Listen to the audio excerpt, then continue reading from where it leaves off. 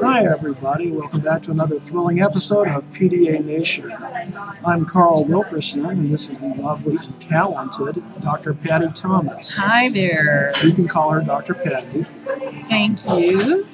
And you can call him Master Carl because he's got an MBA. I have a Master of Business. You are the master, yes. So it's been a really wild week in the fatosphere. You want to hear about it? Yes, you've been all agog about this Jess Weiner person. Weiner. I think it's Weiner. I'm hoping it's Weiner. It's not my field. Man, Weiners or Wieners always get into trouble this year. That's really weird. I hadn't thought about that, but the congressman has the same last name, so who knows how it's pronounced. But anyway, she wrote this thing in Glamour, and everybody got all a tither about it and everything, and all feeling sorry that she had gone off the edge.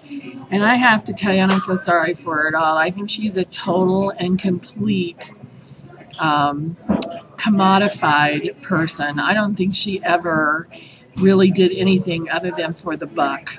She wrote a book, and she was the ambassador of self-esteem for Dove soap, and I have a whole bunch of critique about Dove soap that I won't tell you. And she also, the Dove campaign, just to give you a little bit of background, is all about quote-unquote real women. The quotes up there, real women.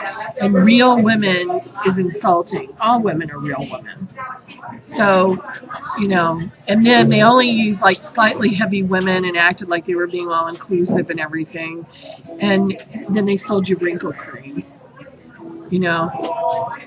Anyway, so that's who she worked for. And now she's starting a new thing that she trademarked. And I'm not going to give her the ad here, so I'm just going to tell you it's a weight loss thing.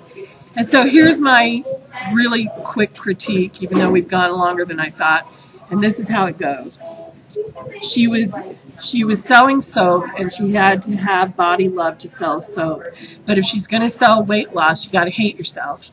So she had to show that she was no longer the queen of self-esteem, but rather somebody who hated themselves so that they could lose weight.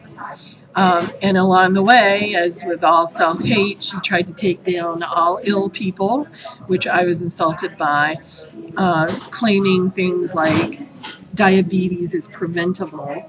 And she also played up the healthist card as if we all are sinners if we're not in perfect health.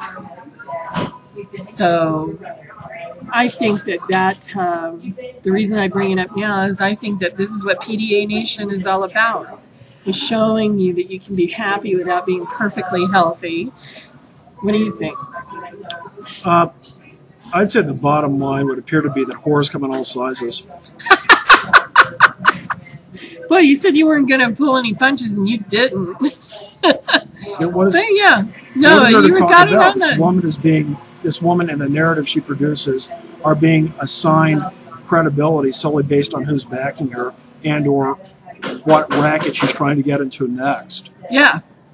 So I think she's, you know, a very savvy businesswoman, which is kind of nice and everything. And there are a lot of people who said, you know, her numbers that she advertised as being, you know, panicky numbers were actually quite good. So she's somebody who didn't go to the doctor and weighed over 200 pounds, over 250 pounds, I think, for like X number of years. All she did was just prove that, you know, health can come in every size. But, you know, doctors being doctors, she was fat. So she was obviously sick because she was on the high side of normal. Somebody on Twitter wrote, "We're pre-sick." Okay. Yeah, so if you're healthy and you're fat, you're not really healthy, you're just pre-sick. But being two people who actually are sick, don't you find all of this insulting? I've always been sort of iffy about profiling. Yeah. And the American tendency to medicalize, criminalize, or privatize, i.e., to the exclusion of any other actions, rather bothers me. But I don't think anything so far-reaching is pertinent here. What I think is pertinent here is this is just another upper-middle-class woman engaging in one lifestyle profession after another, And isn't it possible to source information elsewhere? Yes. If what one is after is a canonical narrative, very well. Aren't there more suitable epistemologies than she has money? Yeah, or that she's being paid. And are the Americans finally really saying no on that point? Yeah.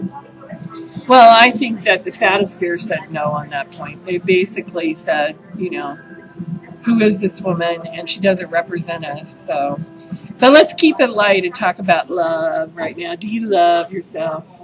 Well, not when you're around, of course. Why not? Because you get all upset about it. Oh, I don't mean that kind of love yourself.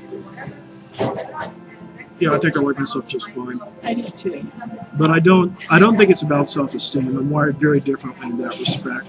I would use words like integrity, authenticity, that sort of thing. Yeah, authenticity.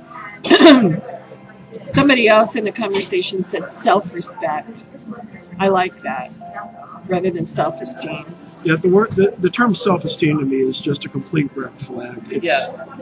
It's a dangling signifier as far as I'm concerned, or rather, it's a term that is attached to a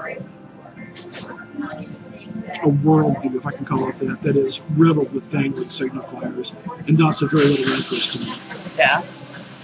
So tell me you love me. Okay, I love you. I love you. Yeah. I love me too, and I'm glad you love you. Yes. Do you respect me? Of course I do. I respect you too.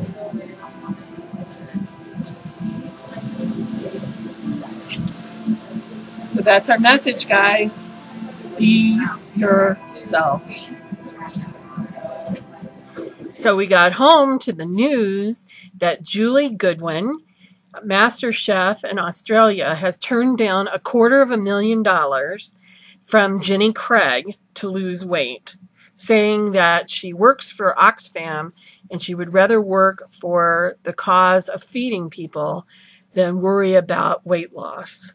So PDA Nation wants to give her a great big kiss. You ready? Sure. 1, 2, 3. Mwah! Congratulations, Julie, and we love you.